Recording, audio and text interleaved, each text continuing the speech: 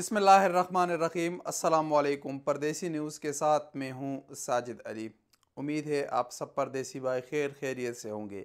Saudi अरब में पिछले कई महीनों से कफ़ालत के नए निज़ाम के मुतालिक बातें हो रही है। सऊदी हुकूमत पुराने कफ़ील के निज़ाम को ख़त्म करने की तरफ जा रही है और नया मुलाज़मत का नया निज़ाम शुरू होने जा रही है, जिसका इतलाक़ 14 मार्च 2021 से कर दिया जाएगा। इसके मुतालिक वक्तन फ़वक्तन Saudi ministry of human resource and social development की तरफ से जो भी मालूमात आई, हमने आप लोगों को आगाह किया। कफ़ालत के नए निज़ाम और पुराने निज़ाम में क्या फ़र्क है वो तो आपको अब तक पता चल चुका होगा। हम थोड़ी सी वजाहत इसकी कर लेते हैं। पुराने निज़ाम में आपके तमाम इख्तियारात वो आपके कफ़ील के पास होते थे। लेबर के पास, जो वर्कर है, उसके पास कोई भी इख्तियार नहीं होता था।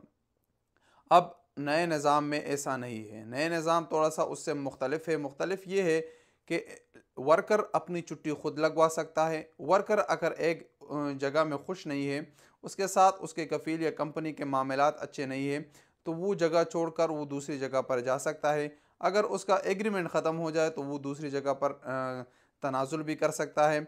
इकामे के मुतालिक भी जो मालूमात आई, हमने आपको वक्तन फ़वक्तन आगाह किया। लेकिन जो भी जितनी भी छुट्टी लगवाना हो या और भी जो मामलात हो, अब तक इसके मुतालिक जितनी भी मालूमात आई है, उससे एक नतीजा अख़ज़ किया जा सकता है कि अगर वर्कर और उसके एम्प्लॉयर कफ़ील के बीच में दरमियान में जो भी मामला होगा वो एग्रीमेंट के थ्रू पर होगा। ज़बानी कलामी जो भी चीज़ें हैं वो नहीं होगी, जो भी चीज़ें हैं वो रिटन होगी। एग्रीमेंट करना लाजमी है। आपने जो कुछ एग्रीमेंट में लिखा हुआ है वही आपको मिलेगा, उससे ऊपर नीचे कुछ भी नहीं होगा। अब ये सऊदी हुकूमत ने ये भी बताया था कि जो तमाम चीज़ें हैं वो डिजिटलाइज भी होगी। अब जो एग्रीमेंट होगा वो भी ऑनलाइन होगा। ऑनलाइन किस तरीके से होगा, इसके मुतालिक कल सऊदी हुकूमत ने ऐलान किया है कि जो इसके लिए एक प्लेटफार्म तरतीब दिया है। इसका नाम है मदद। मदद जो प्लेटफार्म है उस पर जो कंपनी होगी, इस्टब्लिशमेंट होगी, वो एक अपना अकाउंट ओपन करेगी और उस अकाउंट के बाद उसके जितने भी वर्कर हो, चाहे वो सऊदी वर्कर हो या नॉन सऊदी वर्कर हो, उनके तमाम मामलात वहाँ से हैंडल किए जाएंगे। अब इसमें जो अहम चीज़ है कफ़ालत के नए निज़ाम में, वो है एग्रीमेंट। अब आपका जो एग्रीमेंट है वो पेपर पर होगा।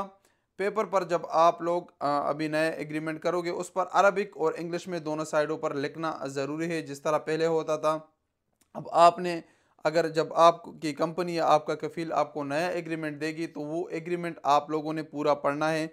जैसे पूरा आप पढ़ लोगे तो आपको इंग्लिश और अरबिक दोनों साइडें आप लोगों ने पढ़नी है। आपको समझ आ जाएगी कि इसमें क्या लिखा है।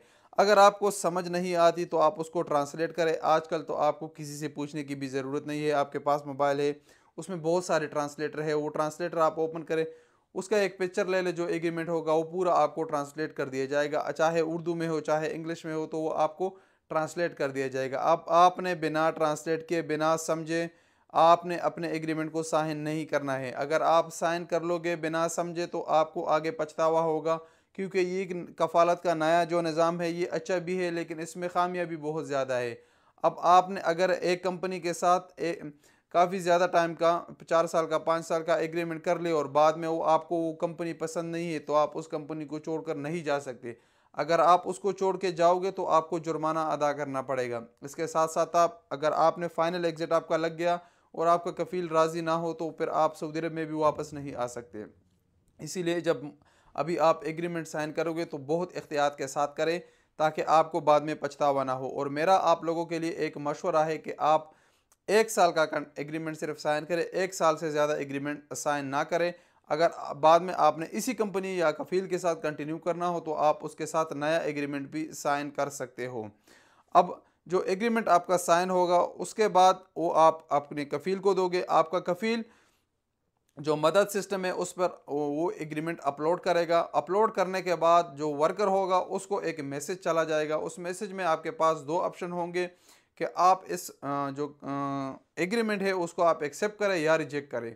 अगर आप उसके साथ राज़ी हो, एग्रीमेंट आपने अपने मर्ज़ी से किया, तो आप उसको एक्सेप्ट करोगे। अगर मर्ज़ी से नहीं किया होगा तो आप उसको रिजेक्ट करोगे। ये ऑप्शन क्यों दिया है कि वर्कर को मैसेज क्यों चला जाता है? आपको बताता चलूँ कि कफ़ालत का पुराना निज़ाम था, उसमें कफ़ील अपनी मर्ज़ी का एग्रीमेंट कर लेते हैं और एम्प्लॉय से कभी साइन लेते थे, कभी वो अपनी तरफ से ही साइन कर लेता था। बाद में अगर उनके कुछ मामलात में मुश्किलात का सामना होता था, वो शो करता था कि भाई उसका इस वर्कर का मेरे पास ये एग्रीमेंट होता था। अगर वो वर्कर को 2000 तनख्वाह देता था तो एग्रीमेंट उसके पास 1000 का होता था, तो वर्कर के पास कोई भी वहाँ पर ऑप्शन नहीं होता था। अब इसीलिए सऊदी हुकूमत ने नए निज़ाम में ये ऑप्शन भी दिया है कि जो एग्रीमेंट होगा उसका मैसेज पहले वर्कर को जाएगा। अगर वर्कर और कफ़ील का वो एग्रीमेंट सेम है तो वो उसको एक्सेप्ट करेगा। अगर एक्सेप्ट ना करें तो 7 दिन के अंदर अंदर वो एग्रीमेंट खुद ब खुद कैंसिल हो जाएगा और कफ़ील उसको अपलोड नहीं कर सकेगा।